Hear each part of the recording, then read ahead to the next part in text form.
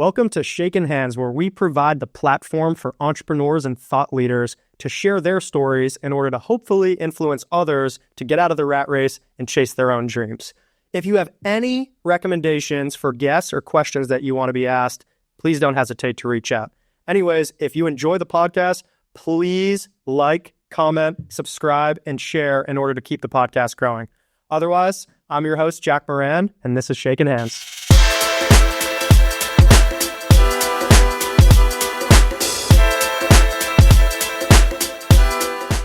Are you entertained? I'm here to entertain you today. I'm here to tell you stories that are true and maybe exaggerated or twisted over time, because reality always changes, doesn't it, JR? It does, absolutely. It's ever evolving. That's your quote. Yes, it's always evolving. The winners can rewrite history. My God, Joseph Stalin himself wrote out 30 million people. I've only written out about 100.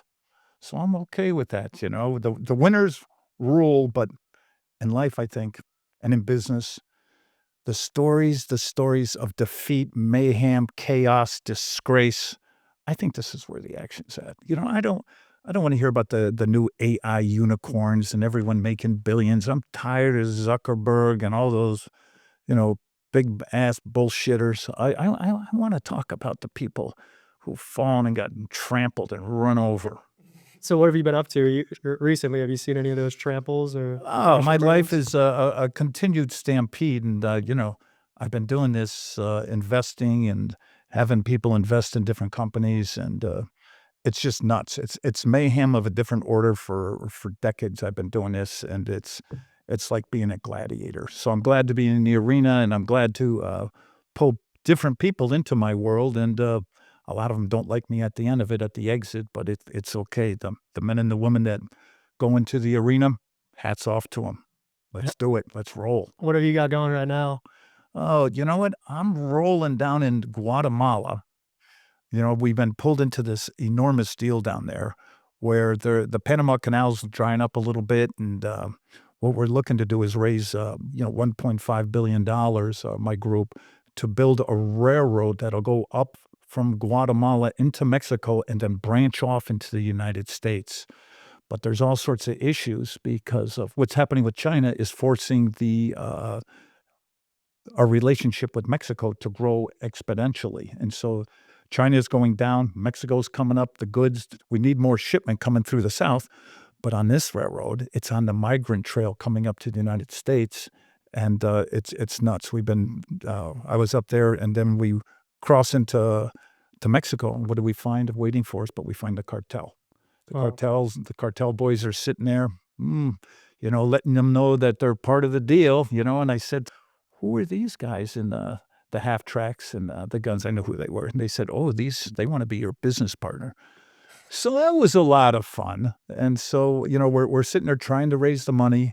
It's very difficult, like anything, to raise that kind of money. So we're breaking it down into tranches, but it's a lot of fun. And I would say 80% of my work life is fairly, domiciled here in the States, but 80% of my fun is overseas. I just can't get enough of the action overseas. I never seem to make any money there, but I make lifelong friends and enemies, and it's like the Wild West out there because there's no rules, there's no regulations, and it's always screw the gringo. Out of all the gringos I've known and Americans that have gone overseas, let's say there's 80 of them, maybe 4 have been successful or 5. Everyone else gets screwed and tattooed by the locals one way or another, the slice of 1,000 deaths. Like look at Russia. In Russia now, over 800,000 people have fled, the young people in their 20s and 30s that have skills that can leave the country. Where do they go? They go to, a lot of them are going to Dubai. But now Dubai is setting it up there that when the young Russians are coming, they have to partner with somebody from Dubai. The money can come into Dubai, but it can never leave. So they're getting plucked like chickens over there.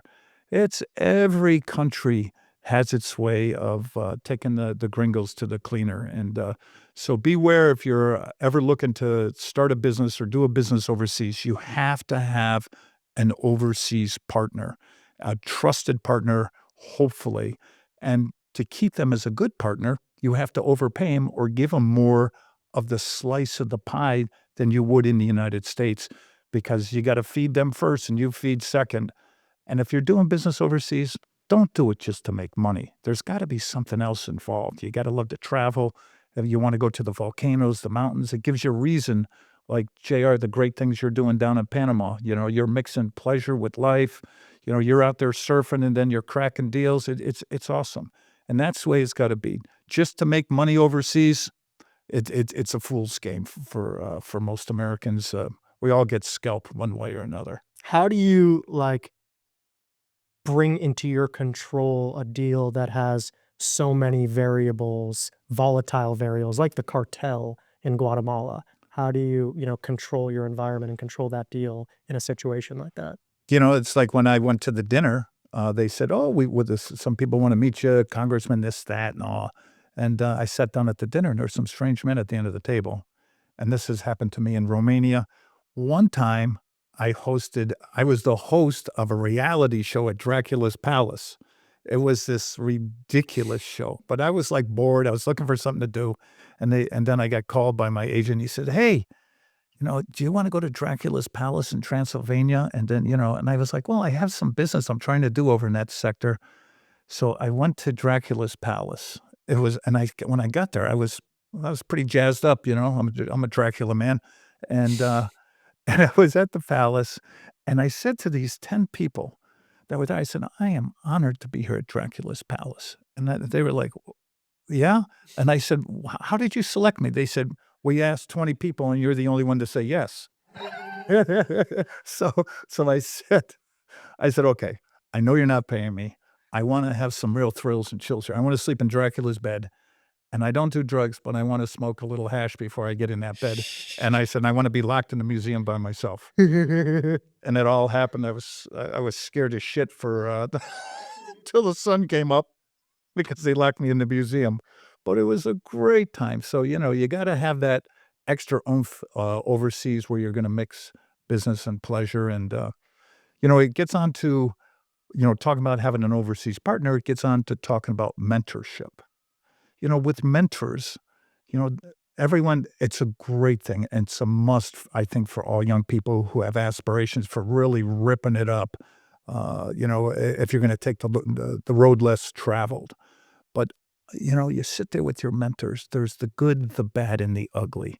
I mean, a lot of these guys that are, and it's mostly men, is they sit around, with their murky, old school credentials, and they're going to come to a young hotshot like you, and they're going to say, "Oh, I can do this, or I can do that," or well, if you ever hear the word Rolodex, you run. I mean, that's like my father's time. So, you really have to check out who your mentors are, and you have to check their credentials out. Don't listen to someone horseshitting you and send you over some nice written materials or whatever. You got to be able to really check in their background and understand who they have and what have they accomplished. Because there's a lot of posers and hosers out there that are just going to try to latch on to young, brilliant people, and they're going to wrap their credentials around. But the really smart money boys and women are going to go back and they're going to sift through and find out that this guy's a pretender and you're going to look like shit. So really, I really advise people to go through and check out what they're doing and, get it done correctly by building your mentors. And, with your mentors, I don't think it's wise to have a mentor for one situation or, for overall your whole game plan. It stinks. It's just not good. They have an expertise at this. You can have your personal mentor. You can have, but in business, you want to have a finance mentor, and then you want to have a builder mentor. They're two different animals. You don't need a legal or accounting mentors, but you got to have two people that you can bounce ideas off of, and that you can sick them on each other too at the right time, where they got to battle it out for you, and you just sit back and, "JR, I've seen you do this a lot, and the tumultuous world you live in, you developed a great pool of mentors, and I see how, you face them off very smartly and adroitly, and then you come back and you're drawing the correct conclusion for the next stage of your business. So I think looking at mentorship, just got to pick the right one, man, or they'll lead you down the drain. And then what they're going to do, if the mentors don't have money, that's, what a telltale sign. And they're scuffling and squealing along the path and giving you big advice, but then they're starting to try to nickel and dime you, and you understand that they're freaking broke. You're like, Jesus, what's this here? So, and there's a good reason for certain people to be broke, because you know what? They ran hard, they did it hard, they put it all out there, and it didn't happen. And it didn't happen. Hey, they're the gladiators in the arena that you know, I think is true. You know, when I did some work over at the Harvard Business School teaching, I liked, and at Babson, and I've taught at maybe 10 or 15 major MBA schools when they're releasing those students into the world. And the big thing is, you know, you're going to get your ass kicked out there, but don't become pompous. You know, you're going to have a lot of responsibility. But let's talk about the crash and burns. Let's not talk about the success stories. I mean, you don't learn. I don't want to talk about all these IPOs. I don't. You know me. After work, I want to have a drink, and I don't want to talk about business unless it's like a story of life and death and romance and loss and the government and all sorts of crazy shit, like a movie. Yeah. You know, in the evening when you're out, it's all these years I go out, you know, and I see like 10 guys in a room and 5 of them are talking about business. I know those 5 guys got no game. And they're like someone's old man sitting there. Yes, when I was your age. I'd love to hear that. When I was your age, I feel like I'm back at Dracula's palace and I got to drive a stake through their heart. I just tell them, you got to leave the room, man. I'm not going to talk to you. What are like some red flags that, or better put, what are some common things that you see mentors do, bad mentors, to leave the mentoree with the bad? You know what I mean? Yeah. What's a common thing that you see happens? You know, when they start to encroach on other areas, you talk to them for a specific reason, to get connections, to help you maybe build a growth strategy for your business. I got to the tarp off here. Yep. Keep going. Yeah. So when they start trying to get into your personal game a little bit, and all of a sudden, you know, someone's 30 years old and they're getting bounced around in their personal life a little bit and this and that. When they start giving you advice on that, then they start, you see them starting to call the people you introduced to and starting to network with them. This is a bad sign. You know, Okay. just say, what are you doing getting your fingers on these other pies of mine? Interesting. Yeah. No, because that's how they do it. They do the creep. But there's nothing better than a great mentor.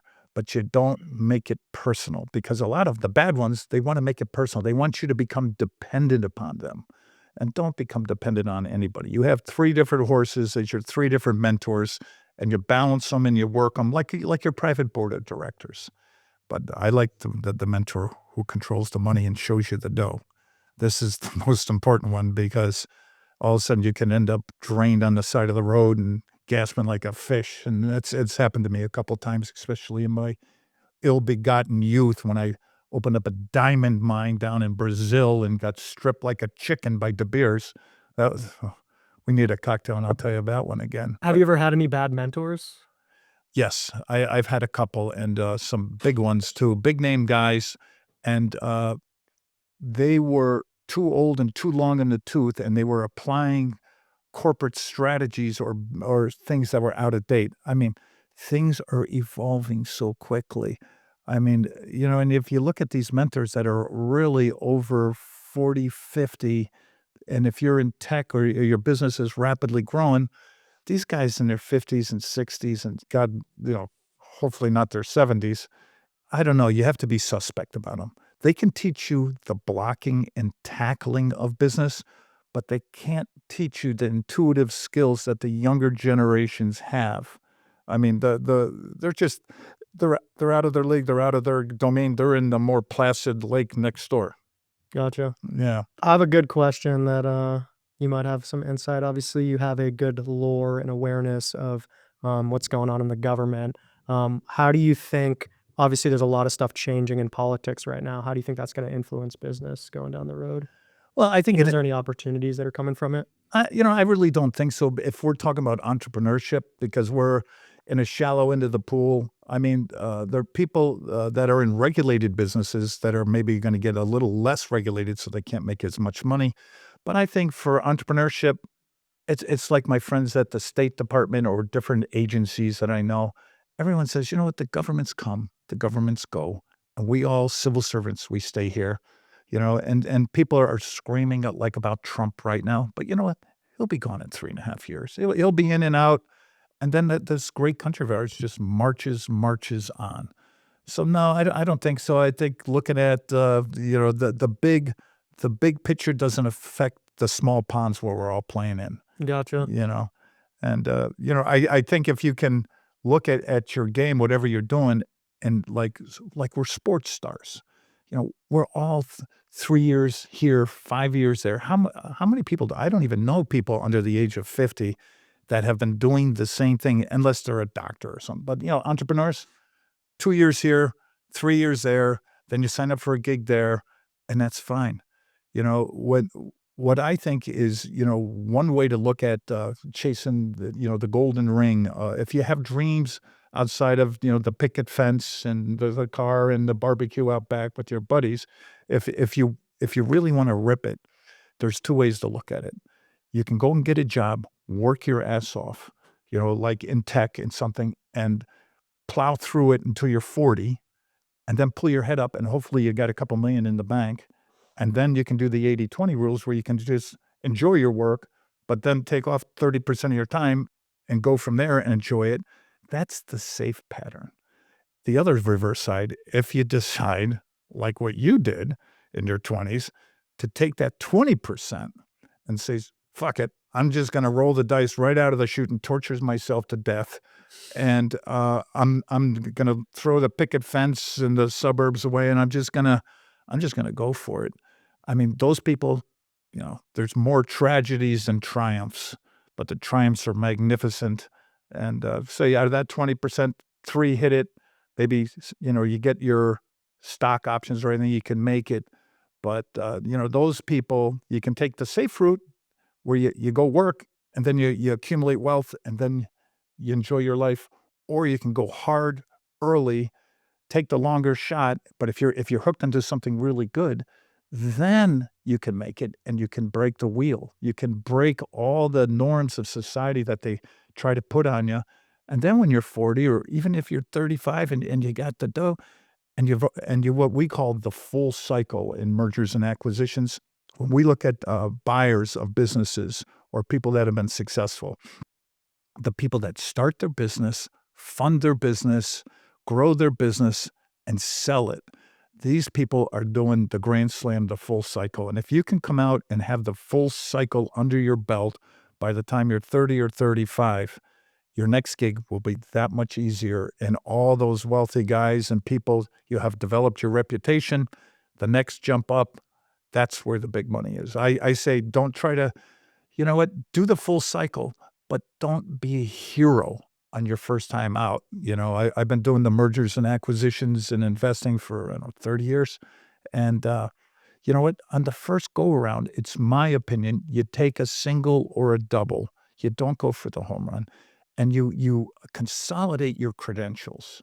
And with your credentials in hand, then you get on the side of the road. You're like, okay, let me catch my breath, maybe take a couple months off, go scuba diving, go do whatever you want to do for a couple months, recharge, and then get back in the game. But now you're a man or a woman in full. You have the full armor, you have the full credentials, and your next gig will fly really much, much better. And you'll make 3 or 4 times as much money. What's the difference between like a lifestyle business and going full cycle? I think that was brought into my awareness by you. Like, you make your money when you sell the company. So that became like my strategy, is like, how do I accomplish that exit? But without you telling me that, I would have just been like on that hamster wheel. And I think there's a lot of people that aren't aware that there is like an end goal with starting their company and are setting up themselves to be in that lifestyle business. Yeah, I think it's very,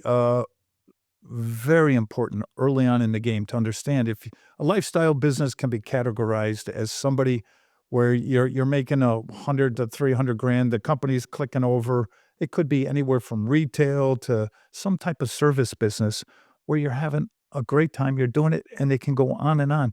But what's happening with lifestyle businesses right now, everything is changing so fast. It's nuts. I mean, shit, everything is like accelerating. Before it was like you could count on something to be relatively the same for 3 to 5 years, build it up, milk it, enjoy it, and then sell it and make a hit. But now what's happening with these lifestyle, many businesses, small businesses, isn't 3 to 5 years, they're becoming obsolete. This AI stuff, I'm involved in raising money for a big Hollywood play with AI. It's incredible what's going on. Hollywood's being dismantled by AI. One of the hardest hit industries in the country, and they're frantic. It's spilling out everywhere, and it's really incredible. So nothing's for certain and nothing's for sure anymore. And so I say, don't fool yourself that you're going to be doing the same thing or your company is going to be good 3 to 5 years from now. You know, Strike while the iron's hot. yeah, always have it. Always be ready to sell your business to somebody else at any one time. The hardest thing is starting the business. So, you start the business, get it off the ground, you get it lifted, and even after like a year, start thinking about selling it. You don't have to, but get organized, get your offering memorandum together, have a great CPA, and have your numbers and pay through the teeth in the beginning to have your finances in order. And then, just make friends with somebody that knows something about selling a business, not your attorney. Attorneys to me are very, they're very limited in scope. I mean, they're great at what they do and the CPAs too, but they're just different type of animals. I mean, the people that sell businesses or money people are running in a much more loose environment that's unregulated. So I say you get out there, you get your business going after a year or two, and then you're always thinking, can I roll it into somebody else's business? Who would like to? And as you're sitting there saying, who would like to buy my business? If you're saying, well, nobody wants to buy my business, then you're in the wrong business, man. I mean, no one's going to buy your business. Then you're going to have to run it ad infinitum by yourself. So you really have to, right from the beginning, build your company to be sold. Because unless you want to be doing that same thing, but who really wants to run a gym or have a consulting practice? You should build your consulting practice so that a bigger consulting practice will buy it. So find that niche and always be surrounded with young mentors in the space can say, hey, you're missing out over here. The action's over here, and you're in a legacy business that's going to shit the bed. You got to swing your game over this way. And here's somebody I can introduce you to that you should partner with. And you know what? Maybe give that person 20% of the company they earn in over 1, 2, or 3 years. Give them 5% a year for 3 years for 15%. And it's what's called a cliff. The first year, if they don't make it through the first year, they get nothing. So at the end of the first year, they get 5%, then 5% and 5. And then you tell them, let's sell this thing in 3 years. And if you like them, you move ahead with them into the next business. Interesting. You've talked about a couple times like raising money. I see all these entrepreneurs, everyone's raising money. I've always kind of went for the bootstrap model. Yeah. But what do you think is required for someone to start raising money successfully? Should they start right out of the gun? That's what I'm seeing a lot of. People have these ideas and they want to raise $20 million with no functioning prototype Yeah, I think it's a fine question to be asked at this stage of time because it sucks raising money right now. I mean, it is the most difficult period of time because things are so tumultuous. These interest rates, you can't go to the bank. So everyone used to go to the bank and get money, or everyone hear about SBA loans. Yeah. SBA loans are so hard to get, and the banks are so finicky. If someone says to me, "I got to get an SBA loan to complete a deal," I'll just tell them, "No, thank you." I say, "You're not going to be able to do it, or you're going to be so handicapped to do it." So right now, it's a sobering piece of time. We have 5 companies that 5 years ago, we would have, got them 5, 10, 20 million. but they're all suffering and languishing. And out of the 5, I think 3 are gonna, expire, and it's just sad. But the interest rates are killing them, because when there's high interest rates, you can't borrow to keep your inventory up, so you don't have a lot of inventory, and it's compounding the issues. What are So, the alternatives if you can't raise money? well, it's the bootstrap game, you know, and it's looking at money right now is, depending on what you're trying to do and what you're trying to raise, there's the friends and family, which takes you up to about 300 to 500,000.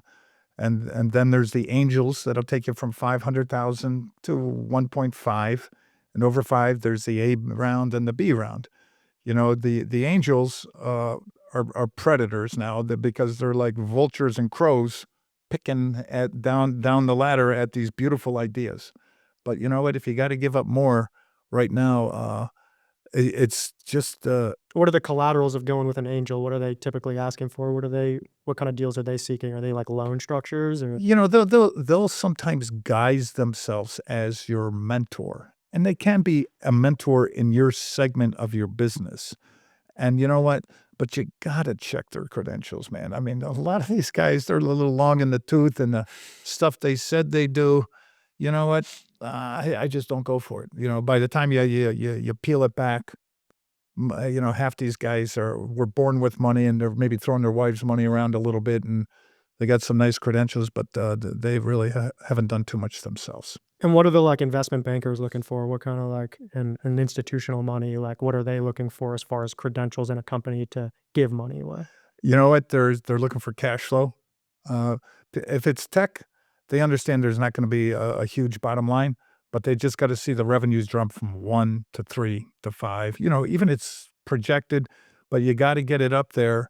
And then what they're going to do is they're going to say, well, if you get this much, we'll give you more. They're gonna harness you like a horse and work you, and you'll get to one spot, and then if you don't hit your goals, they're gonna take more of your company from you, and after a while, you can work your way out of the ownership of your company, and they'll bring in somebody that they think is better. But that's the worst case scenario.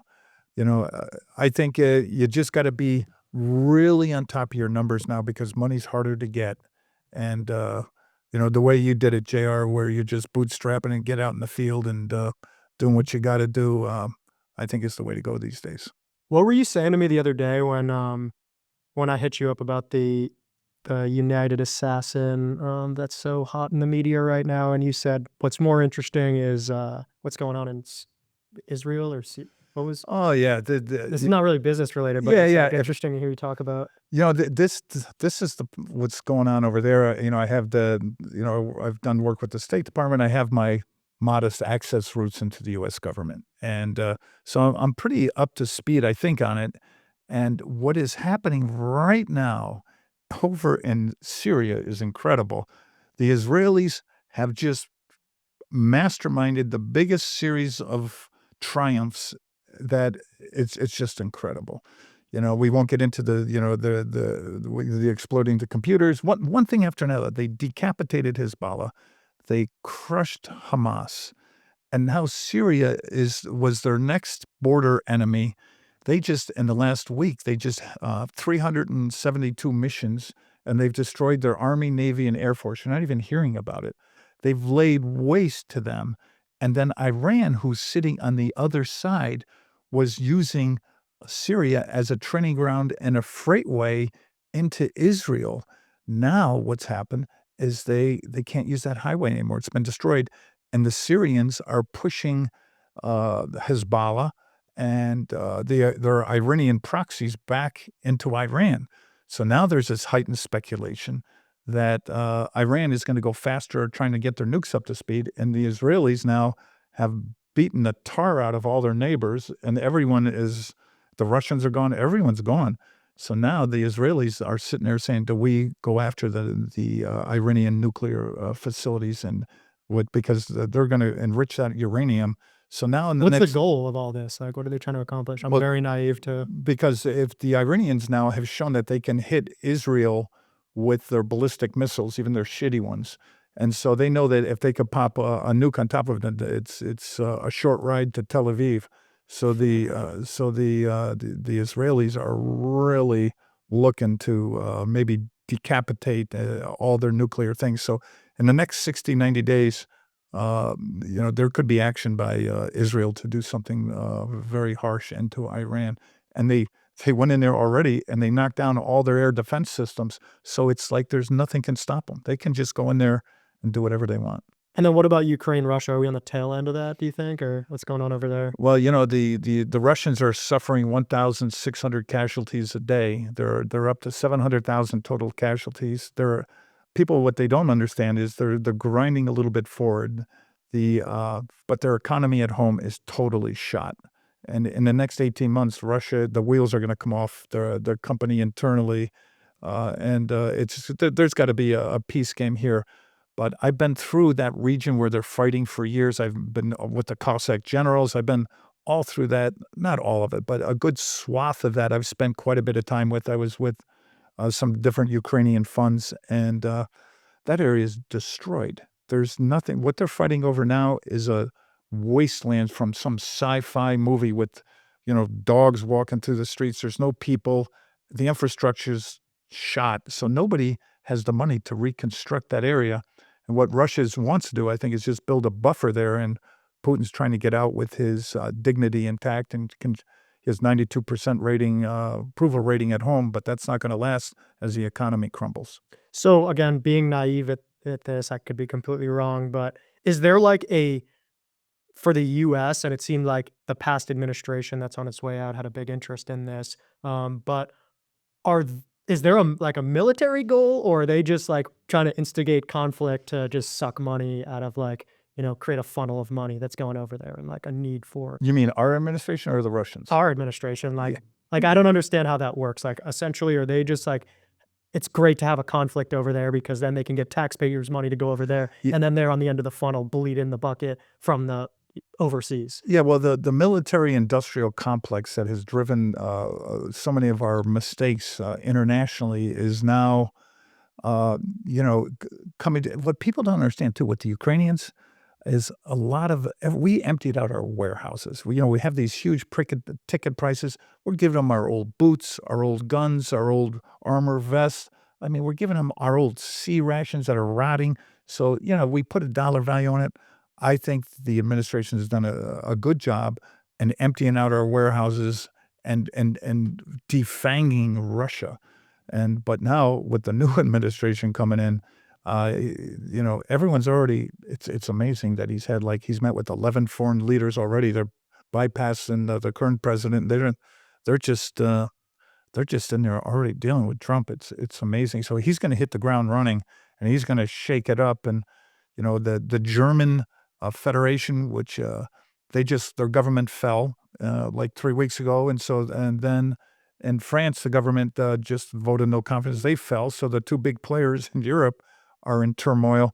The whole area is in chaos, except in the United States. All these people that say life is horrible here, I said, what are you, crazy? I mean, admittedly, I've been to 68 countries repeatedly, but this is the place where the action's at. It's just the best place, man. I mean, I think there'll be some interesting business in Mexico, but, doing business in Canada sucks. There are a bunch of socialists up there, all my friends up there, hello. And, but America's just the best, man. And look at the way we're just ripping along. Everyone's complaining, but it's great. Rome, at the height of the Roman Empire, all the senators were bitching, and they bitched for 300 years. The Greeks, Socrates was laying in the bath bitching. No, America's the best, the strongest, and it's the best place to do business and the best place, as a business person, to make your dreams come true. Yeah, and I've realized through guys like you and Jose, growing up, you think these politicians are missionaries, but at the end of the day, that's Trump's essentially going to be the CEO of the most powerful company in the world, which is the United States, being the president. What goes on behind closed doors? What are they negotiating for? What are their interests? You know what I mean? How it's business, right? So what is the dynamics of politics? Yeah, it's if you look at Trump, he's he's 77 years old, 78. He's old school, but he's reckless and he's spooking the shit out of the people overseas, which is I think is great. Everyone's like, "Oh my God, what's this guy?" They don't know what's going to happen. He's freaking them out, and he does not. He's traditionally not made his money through the arms industry, so he doesn't have an angle with him and his people to ferment more spending in the military complex to fund overseas wars. I think he legitimately wants to pull everything back into the States. And, the governments, everyone forgets, look how they're changing out. I mean, 5 years ago, did any of us sit there and listen and agonize over who's going to be the Secretary of State? Who's that guy gets? I'm already forgetting his name, that got bounced. And, they're all getting the hyper extension of the media that is galvanizing everybody to just watch TV and the news networks and stuff, man. We're all paying attention to shit that 5 years ago we never paid attention to. Yeah. You want to keep chatting? I got some more questions. Yeah, Go for down and sure. sit around. If Yeah. not, it's all good. Yeah. But I think so next where I would go is you mentioned the De Beers story. You want to tell that story? Because I love that fucking story. Yeah, okay. So this, I was restless. This buddy of mine, he was a defrocked attorney, God bless him. He calls me up and he's like, "Rod, I was going to merge my company with this other company." He was the lawyer representing the other company. And so I was in a meeting with like 11 guys ganging up on me, and I was there saying, "Well, what my company's worth, this and that." He came to me, and he was a lawyer. Afterwards, he comes to me and he goes, "Rod, they're filming everything in there, and I'm really embarrassed. You're a stand-up guy." He goes, they're going to take your company and they're not going to live up to their obligations." I was like, "Oh, man, thanks." And I was like, "And who are you?" I said, "Well, I'm their lawyer." He goes, "But I'm going to Brazil. I'm trying to do a deal down in the diamond mines. And I got you a ticket and I want you to meet me at the airport at Friday at 3:00. And we're going to go for 2 weeks into the diamond mines up in the Amazon." And I was like, "Of course I'll go." I had 3 kids at home, but I was like, I was shot like out of a freaking cannon. So we ended up in this place, Franca, is out in the middle of nowhere where the Amazon River trickles down. And I'll cut out a lot of the stuff. If we were drinking a little bit, I'll tell you more. But so we get there, and the Beers had where they have a world grip on the diamonds, and they're sitting on these diamond mines there. We went and we got 17 farmers to give us the rights to their land because we knew where that vein of diamonds was going. So we got the vein of diamonds. We buttoned it up good, and we went to De Beers. And we said to De Beers, I went to De Beers, and they heard that this big American gringo was in town. I was hosting parties in this godforsaken place, and with the mayor, and I was throwing around, 1,000 here, 1,000, parties, and I was telling everyone that we're going to open up a competing diamond mine. And then I took my stroke of genius. I took like 300 villagers and all the farmers, and we were on the ridge of this valley looking down to where the land was. And I said, "And here below, I can see everyone standing with me. They will each have a Cadillac within a year, and their children will go to Sao Paulo, and their lives will change forever. Welcome to our company." News spread like wildfire. All of a sudden, these 3 guys out of like a bad movie show up in the Land Rover, and they're like, "Get in the car." I said, "I'm not getting in the car." They said, "Get in the car. Take me for a ride out into the jungle." And they said, "Hey, look in the bucket." There was a bucket of diamonds. They said, "Reach in there and take a fistful of those and go home as your souvenir." But I said, "We've already taken money in." The guys looked at me and he goes, "Take the diamonds." And I took a fistful of diamonds and I went home and I said, "I need 22 diamonds." And I sent one to each investor and said, "Excuse me for losing your money, but I'm not going back to that place again." Those men said they were going to do some terrible things to me. Oh my God, that's insane. Oh, it was a great story. That's one of my favorite of all time. And, sitting here, my job is to bleed the knowledge out of your brain because I've been doing that for, 7 years now. Yeah. But I want to do it for our audience. I have another good question that I think would be interesting to hear your take on it. If you didn't have the credibility that you had, you didn't have the credentials or the contacts that you had, Uh-huh. and you wanted to get a meeting with the president of a country, Yep. and you got dropped in that country, what would be your strategy to work your way up from like landing at the airport and knowing no one to getting a meeting with one of the top people in the entire country? How would you go about doing Oh that? man, that's really good. I mean, and I've done that. You only can do that like in Romania, Moldova. You got to do it where there's a lot of hurt, anguish, greedy men and women, and you got to promise everybody they're going to get a cut of some type of cake. Okay. And then you have to find somebody that believes in you and the dream and is willing to run with the lark to get that access to somebody that can get you to the top. Well, you just landed at the airport. Like, how's your brain thinking in that situation? You just got the mission to get to the top. I Not would the I president. would go to the U.S. Embassy first. Okay. I'd go to the embassy. I'd scope up the country. I'd look at every business there and see what everyone's doing, and then I would select 8 or 10 executives, and I would develop a presentation. All these foreign countries, they're living like in the yesterworld. I mean, they like the old slideshow. They like, the guys that are controlling these countries, and it is guys, are in their 50s and 60s, 70s. In the States, it's all good, but overseas, it's old school, old money. Everyone wants to back sheesh. Everyone wants to take the piece. And if you got a good game, you know what, and you got you got what it takes. You should be able, and you're a bullshitter, and you can tell the big story like I did standing over the valley with the villagers. I mean, you got to have that type of game. So why would someone help you? Like if, because I've learned this through like being around you and Jose, like Yeah. you don't have to go in through the bottom of a company. Like No. say I want to get a marketing deal. The reason why I'm asking this is because like there are ways to get to the top of a company and like Yes. strike deals and work your way up. And like you can go directly to the top guy. But what is like,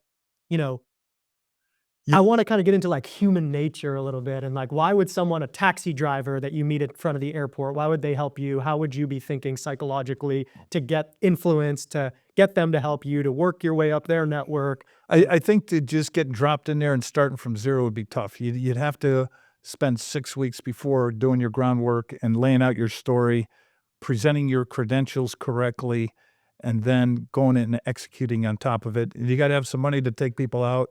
You'd have to have a couple grand to throw around to take people to dinners, and then you have to have references back in the States where people can look you up.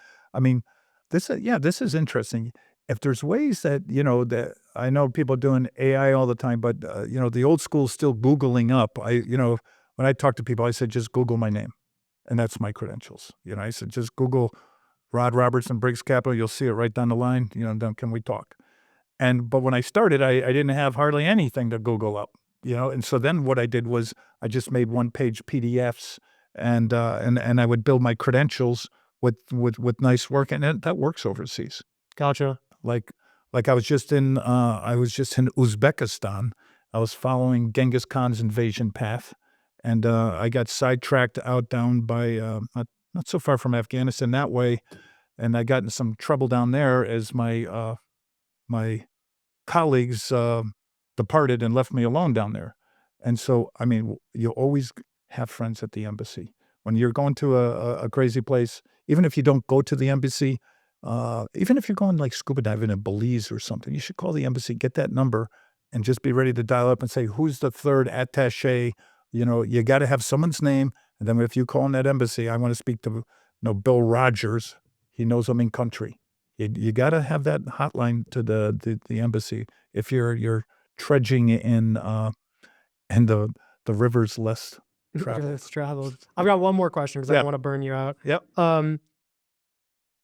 Dealing with someone on the other side of the table, like the cartel, for instance, Yeah. and you have to, that they're probably going to try to do some weird stuff in a deal. Yeah. And you're intuitive that this is going to happen. How do you set the tone from the beginning, maybe in the first meeting, or drop an anchor so that they have a less chance of messing with you? Is there a power statement? Like the cartel, they're in Mexico. They're 60% legitimate businesses. They own the supermarkets. They're part of the infrastructure. like Hamas. The cartel just has different names, the triads. I mean, there's all these, in Japan, they have it everywhere, where the underworld is like 65% now is legitimate business. For I want nothing to do, and I'm not overstating anything that I was dealing with the cartel, because I wasn't. I just saw them from the car, from the bulletproof limo I was in, that they were there, and I don't know if they would ever get involved in it. It's, part of the storytelling to talk that part up, but And I'm not even asking like specific to the cartel. I guess the reason why I'm using them as an example is just like if you have someone on the other side of the table that like you need to set the tone and draw your line in the sand as like someone not to be messed with. Is there a pragmatic strategy to go about that? Like I would anchor in some sort of passive statement that drops a little power and credential, maybe. Yeah, I think you start in and use all your skill set to get well liked, but and again, I'm talking more overseas than in the States. You got to name drop. I have pictures of me with Bill Clinton or this or that. Jose and I were in trouble a couple of times, and he says, "Give me your phone," and he'll just go to my Obama, my Clinton, my other, and he just shows them. And you got to have a little bit of. You got to have some connections if you're going to roll with the big forces of nature overseas, and they hold the United States in such high esteem, and they've never been here, most of them, and they just watch the media. I mean, it's great, and if you can take liberties of a relationship you would have with somebody to extend that influential person's reach into your world, my God, I've been accused of this many a time. So you can kind of bullshit your way Yeah, through it a little bit. yeah, of course. Well, that's all my questions. I appreciate you coming out. Thanks for. No, it's been big fun. I enjoy following your career, and I'm glad to be on the show, and I'm looking forward to continuing my madcap life and following yours. And anyone out there, go get them. Don't take any prisoners. If there's anywhere like, or anyone that wants to reach out to you or is interested in your services, where could they find you? Yeah, they can So just you like go to. stay away. Yeah, it's like my book's great. I've written 3 books.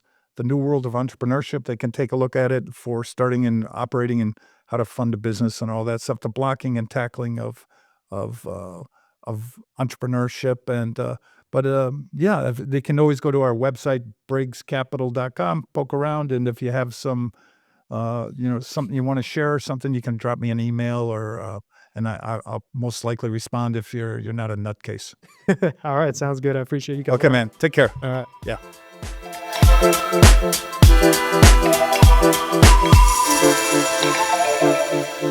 Thank you.